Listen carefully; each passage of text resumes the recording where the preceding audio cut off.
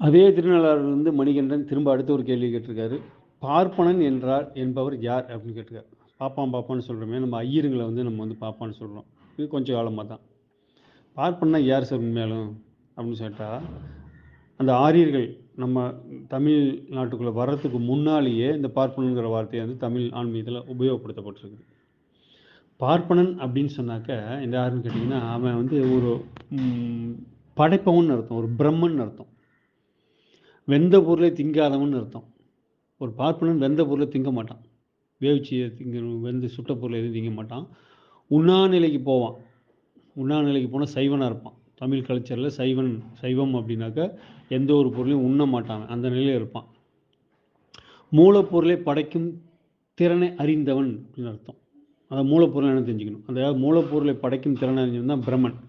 உதாரணத்துக்கு நம்ம டிஎன்ஏ இருக்குன்னு வச்சுங்களேன். நம்ம டிஎன்ஏலேருந்து ஒரு மேட்டரை எடுத்து குளோனிங் முறையில் அதே மாதிரி ஒரு மனுஷனை உருவாக்க முடியும். இது விஞ்ஞானம்.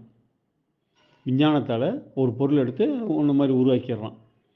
ஆனால் அந்த டிஎன்ஏ உருவாக்க முடியாது. மூலப்பொருள் இருக்கு இல்லையா, ஒன்று எடுத்து தான், மண்ணை எடுத்து தான் உன்னால் சிலை செய்ய முடியும். ஆனால் அந்த மண்ணை செய்ய முடியாது.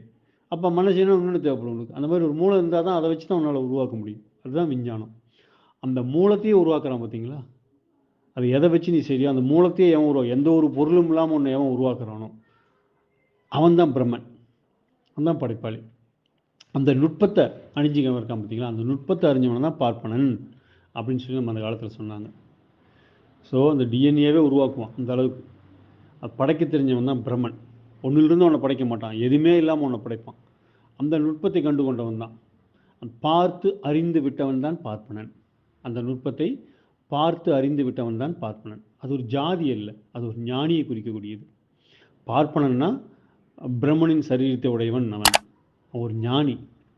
பார்த்து அறிந்து விட்டதால் அவன் பார்ப்பனன் என அழைக்கப்பட்டான். நன்றி ஐயா. என்ன புண்ணியம் செய்தேனோ